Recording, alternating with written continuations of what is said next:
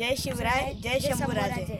आज आपण आलोय किल्ले शिवनेरी. तर पाठी 6:30 वाजता आम्ही चालू केलं होतं चाकणमधून. तसं मोशीमधून निघालो होतो आम्ही 5:30ला. पेट्रोल वगैरे बघून आम्ही चाकणमध्ये 6-6:30 वाजता पोहोचलो. आज थोडी ट्रॅफिक कमीच होती चाकणमध्ये, त्यामुळे आम्हाला तिथं जास्त काही टाईम लागला नाही. सकाळी आलो आम्ही जुन्नरमध्ये नाश्ता करण्यासाठी हॉटेल शोधत होतो. पण अचानक सापडलं आम्हाला एक हॉटेल. तर आम्ही नाश्ता करून आता किल्ले शिवनेरी चढायला सुरुवात केलेली आहे. तर बघू आपण पुढे अजून काय काय आपल्याला एक्सप्लोअर करता येईल. धन्यवाद. हा दरवाजा constructed in dressed basalt stone is flanked by two bastions with a curved arch opening between. The gate has two chambers inside the bastion on each side for the guards. On the inner side of the gate, a flight of steps leads to its roof, providing a panoramic view of the town and its surroundings. Good.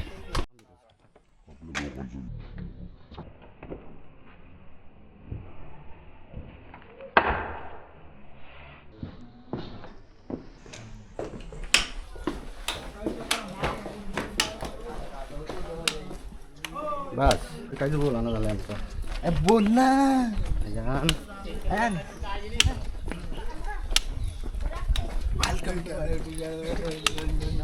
Shoot चालू असते. गणेश दरवाजा किंवा परवानगी दरवाजा म्हणून ओळखला जातो. या प्रवेशद्वाराला दोन बुरुज असून आतील बाजूने छतावर जाण्यासाठी जिना आहे. कमानीवर 2 लहान मिनार आणि घुमट दिसतात. दरवाजाच्या कमानीवर 2 हत्ती आणि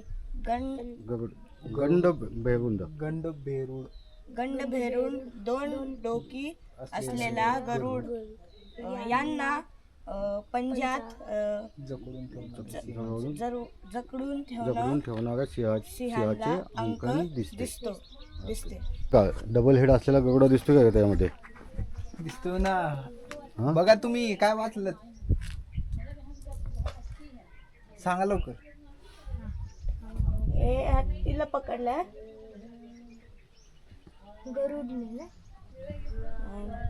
कुठे दिसते त्याच्यामध्ये सांगा. आता त्याच्यामध्ये डबल हेड असलेला एलिफंटा कुठे दिसतोय? डबल हेड असलेला गरुड. आता इकडे जर बघितलं तुम्ही या शिल्पामध्ये बघा.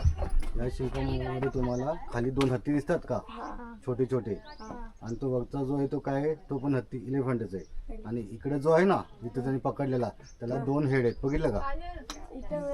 2 हेड आहेत. इकडे वेगळं तिकडे वेगळं शिल्प आहे आणि इथे वेगळं शिल्प. इथे 2 हेड असलेला गरुड आहे, एलिफंट आहे, खाली सुद्धा एलिफंट आहे. ठीक आहे, चला.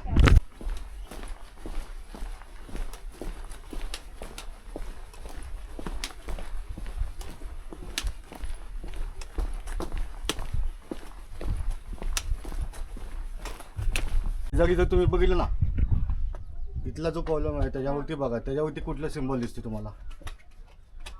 ते सुद्धा गरुडाचं सिम्बॉल दिसते मला. तुम्हाला दिसते का ते? हा हा ते कुठचं? काय गरुड आहे? हां ठीक आहे, चला. दरवाजा या दरवाजाच्या मध्यवर्ती कमानीतून प्रवेशद्वार असून त्याच्या दोन्ही बाजू अलंकृत कमानी आहेत.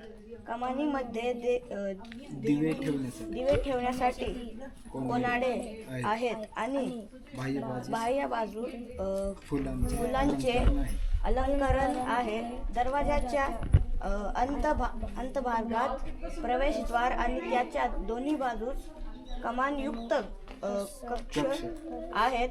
बाहेरून समतल दिसणाऱ्या छताची रचना आतून पहिल्याशी त्यात 3 घुमट दिसतात.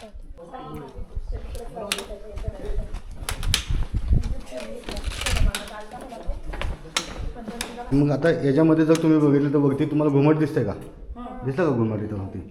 तर हे बांधकाम असे आहेत. तर हे 3 घुमट आहेत. ते बाहेरनं जे दिसतात ते दरवाजाचे हे आहेत, पण हे घुमट आहेत. ते डोम जे म्हणलो ना आपण, तर ते डोम जे आहेत ते हे 1, हा 2 आणि हा 1 3. हे 3 डोम आहेत. आणि इथे सुद्धा जर बघितलं तुम्ही, इथे सुद्धा तुम्हाला कोणाडे दिसत असतील. दिसले का? कुठे आहेत? तिथं 3 कसं आहेत? ती कोणाडे नाही आहे ना, ती खिडकी आहे. मग इथं 2 आहे. 2च आहेत ना. इकडे 3 आहेत, तिकडे 2 आहेत. हां, अडकी दरवाजे असतात. दरवाजे तुम्ही बघितले किती जाड आहेत. आता दरवाजे किती मजबूत आहेत बघितलं. हात लावून बघा किती मजबूत आहेत दरवाजे. बघितले का तुम्ही? आपल्या घरातले दरवाजे आणि ह्या दरवाज्यामध्ये बघितलं किती फरक आहे. आपले पातळ दरवाजे असतात, हे किती जाड दरवाजे. कारण की शत्रू जेव्हा येतो तो शत्रूंनी दरवाजा तोडू नये म्हणून एवढ्या पक्का मजबूत या पद्धतीचे दरवाजे बनवले आहेत. आलं लक्षात? समजलं? लहान मुलांना आतापासून सवय लावायला पाहिजे किल्ल्यांची, त्याशिवाय ते काटक वगैरे होणार नाहीत. हां, खडबड आहे. काय म्हणतात या पायऱ्यांना? काय म्हणायचं? हां, ह्या आत्ता बांधलेल्या पायऱ्या आहेत. आणि ह्या ज्या पायऱ्या आहेत ना, या शिवाजी महाराजांच्या काळापासून आहे. आणि या पायऱ्या ज्या आहेत ना, ह्या कातरात कोरलेल्या पायऱ्या आहेत. कातरात कोरलेलं म्हणजे काय? एक अखंड दगड असतो, त्या दगडाला छिनून ते पायऱ्या बनवल्या जातात. आता हा अखंड दगड आहे. हा अखंड दगड दिसतो का तुम्हाला? त्याच्यामध्ये ह्या कोरलेल्या पायऱ्या आहेत, म्हणून याला कात्री कोरू पायऱ्या म्हणतात. काय म्हणतात? गुड. हत्ती दरवाजा हा प्रचंड दरवाजा एका भिंतीच्या मागे बांधल्यामुळे खालच्या तटबंदीकडून येण्याच्या शत्रूपासून संरक्षित राहते. असे दरवाजाच्या आतील दोन्ही बाजून पहारेकऱ्याच्या खोळ्या असून छतावर जाण्यासाठी जिना आहे. छतावरून एका बाजूने शिवाई मंदिराकडे तर दुसरीकडून मेना दरवाजाकडे जाता येते.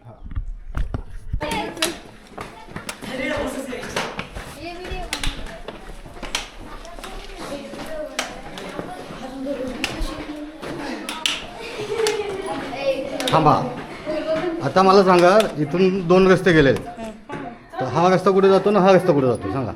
हा देवी मंदिराकडे, देवीकडे जायला हा रस्ता आहे आणि हा वरती हां इकडे शिवाई मंदिर आहे. चला आता आपण शिवाई मंदिराचं साईडला इथं पण बसेल ते गार्ड हां, जागा. इथं पण बसायला गार्डची जागा आहे. ही सिक्युरिटी म्हणजे आपले मावळ इथं बसतात. ठीक आहे, चला. हे वेडी लोक जे असतात ना ते असे हे करतात. आता तिथं नाव लिहायची काय गरज होती? शिवाजी महाराजांनी कुठं नाव लिहिलं का त्यांनी स्वतःचं? मग आणि आपलीच लोक आहे ना त्याच्यावरती आपापली नावं टाकतात. काय करायचं आहे? आता ती जान्हवीचा किल्ला आहे का? हा किल्ला कोणाचा आहे? शिवाजी महाराजांचा. शिवाजी महाराजांनी नाव टाकले का किल्ल्यावरती की बाबा इथं माझं नाव टाका?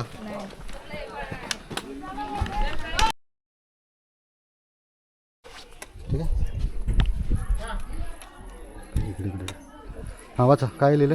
शिवाई देवी मंदिर शिवनेरी पर्वताच्या दक्षिणेकडील कपारीत खोदलेल्या गुहेत शिवाई देवी मंदिर आहे. मूळ गर्भगृह आयताकृती असून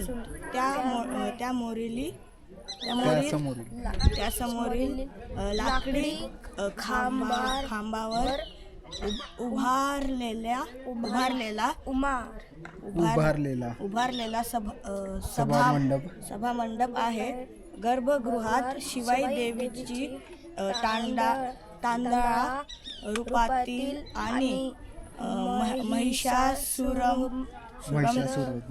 महिषासुरवदनी रूपातील मूर्ती आहे. गुड.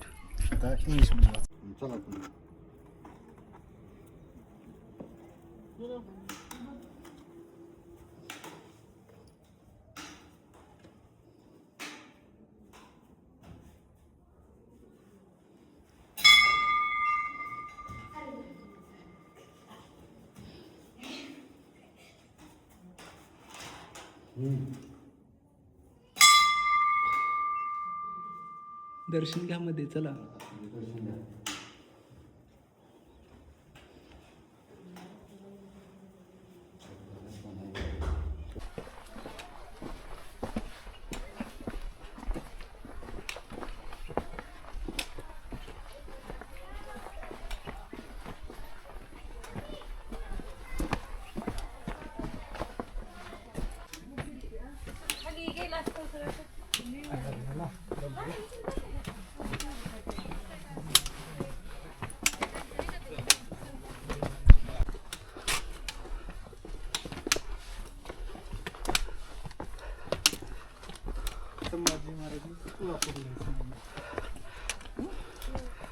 गेलतो ना आपण तिथे.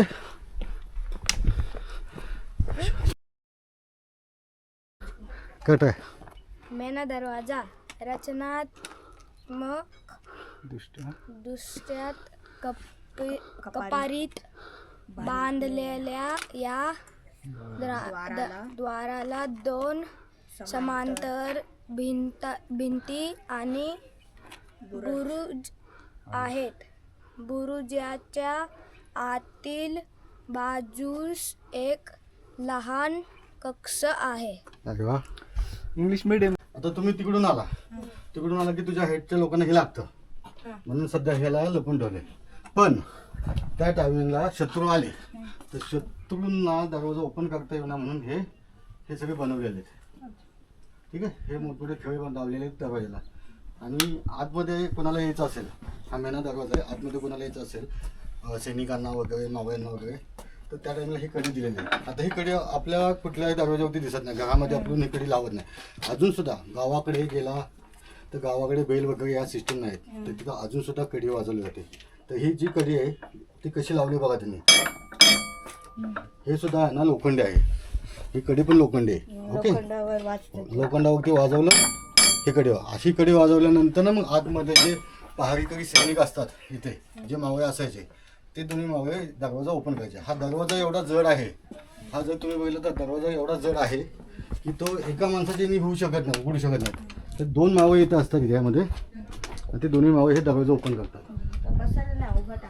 इथं उभं टाकायला. पण आता जर इथं बघितलं तुम्ही, इकडे या, इथं बघितलं तुम्ही इथे सुद्धा आहे ना इथून शत्रूवरती नजर ठेवायला जागा आहे. दिसतंय. तिथून शत्रूवरती नजर ठेवली जाते आणि शत्रूवरती हल्ला सुद्धा केला जातो. त्या ज्या देवळ्या दिसतात तुम्हाला छोट्या छोट्या तिथून काय काय केलं जातं तर इथून दगडी टाकली जातात खाली. दगडी म्हणजे कसे दगडी आपल्याला त्या टायमिंगला दगडी इझिली भेटत होते. आता जरी तुम्ही बघितलं तर इथं तुम्हाला दगडी दिसतात. तर दारू बघा टाकण्याच्या ऐवजी दगडांनी पहिलं वार केला जायचा. दगड टाकल्यानंतर काय व्हायचं की शत्रूला तेवढं हालचाली करायला जमायच्या नाही आणि त्याच्यामध्ये आपल्याला साहित्य पण जास्त जायचं नाही. ओके. नंतर जर शत्रू त्यांनी सुद्धा येत वरती येत असेल तर मग आपण तिथनं दारू असे टाकायचे त्या टायमाला. ठीक आहे. तुम्ही हा 6वा. तर या इकडं आता आपण परत रिव्हिजन करूया. आपण पहिला दरवाजा आपल्याला कुठला भेटला? महादरवाजा भेटला. दुसरा दरवाजा कुठला होता? गणेश दरवाजा. तिसरा दरवाजा कुठला होता? पीर दरवाजा. पीर दरवाजा. चौथा दरवाजा कुठला होता? हत्ती दरवाजा. 5वा दरवाजा कुठला होता? मेनू दरवाजा. आणि हा कुलूप दरवाजा. आता कुलूप दरवाजा याला का कुलूप मानतात तर आता हा दरवाजा बघा तुम्ही. दरवाजाला बघितल्यानंतर काय वाटतं? दरवाजा कुलपाकर किंवा कुलूप दरवाजा हा किल्ल्याचा 7वा आणि अंतिम दरवाजा असून तो दुहेरी तटबंदीतील वरच्या तटबंदीला जोडलेला आहे. ही तटबंदी प्रवेश द्वारापासून पश्चिमेकडे वळत जाऊन नैसर्गिक कडाला जाऊन मिळते. दरवाजाच्या कमानीवर दोन्ही बाजूस वाल्याचे अंकन आहे. आता वाल्याचे अंकन म्हणजे काय, वरती दरवाजाच्या वरती जर तुम्ही बघितलं तिकडे एक वाल्याचा आणि इकडे एक आहे, असे दोन आहेत, दिसले का? हे दोन्ही बाजूस वाल्याचे अंकन आहे. ठीक आहे, पहिला 7वा का म्हणतो मी 6वा? 7वा आहे. शत्रूला चान्स भेटायला नाही पाहिजे की आतमध्ये आले आणि लगेच गेले, तसं नाही. तर दरवाजा तुटला की शत्रू काय म्हणतो की दरवाजा तुटला तर आपण आतमध्ये जाऊ शकतो, पण त्यांना माहीत नसतं की आतमध्ये अजून एक दरवाजा आहे. मग तिथे तसे 2 दरवाजे होते असे, आणि त्या 2 दरवाजामध्ये जास्त गॅप नसतील, अंतर जे आहे ना खूप कमी असतं. आता हा दरवाजा आणि हा दरवाजामध्ये अंतर जास्त आहे, बरोबर, पण तिथल्या दरवाजामध्ये कमी अंतर होतं, असं आहे ते. ठीक आहे, चला. तिथं पण दोन्ही साईडला होते कधी जे आहेत ना.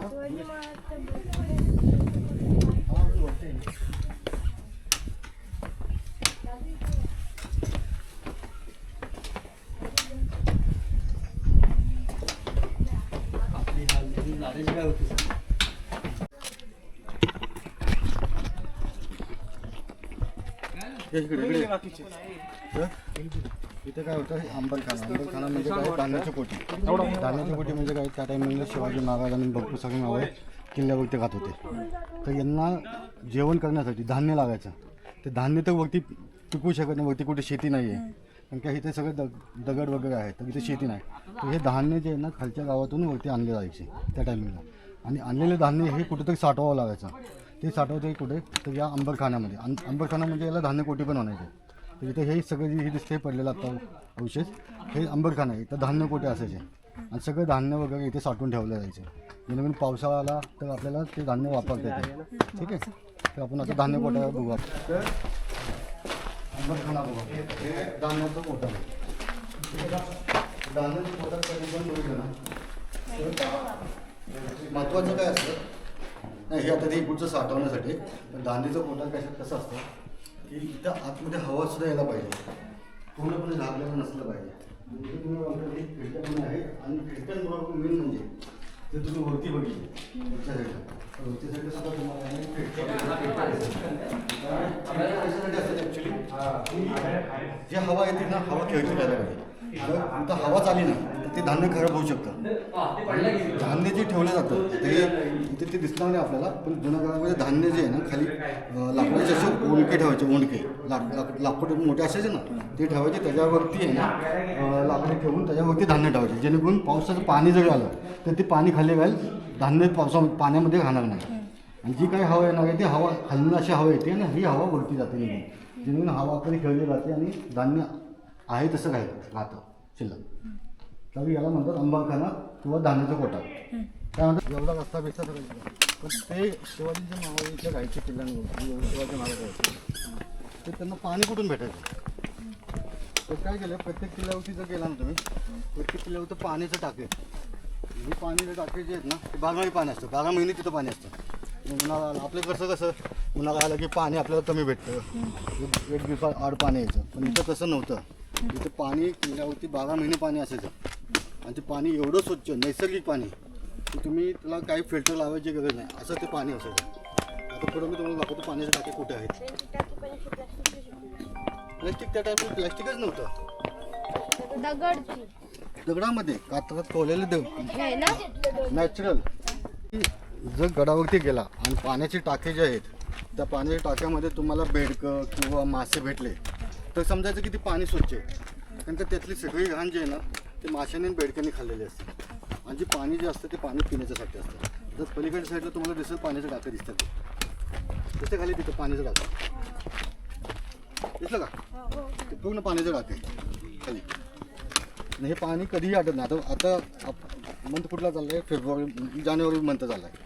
तर जानेवारी मंथमध्ये जरी बघितलं तर त्यामध्ये पाणी दिसते तुम्हाला, पाणी आटलेलं पण आहे. म्हणजे अशा पद्धतीनं पाण्याची टाक्या प्रत्येक किल्ल्यावरती महाराजांनी प्रत्येक किल्ल्यावरती पाण्यासाठी असे सेपरेट पाण्याची टाक्या बनवल्या आहेत, तर कंटिन्युअसली पाणी त्याच्यामध्ये राहतं. ठीक आहे, अजून पुढं अजून 2-3 पाण्याची टाक्या आहेत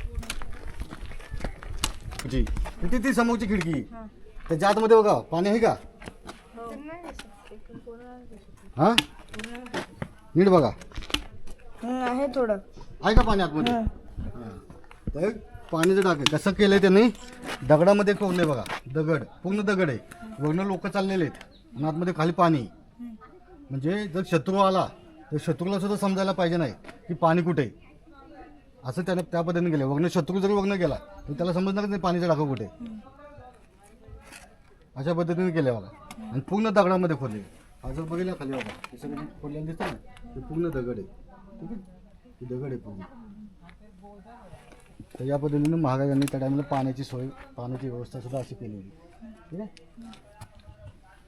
चला आपलं थोडंसं व्यवस्थित बघायचं आहे. त्यामुळे आपण ना व्यवस्थित झाली त्यामुळे आपण आपलं जाऊ. ठीक आहे? मला काय वाटतं नंतर गर्दी जास्त होईल का म्हणतो मी.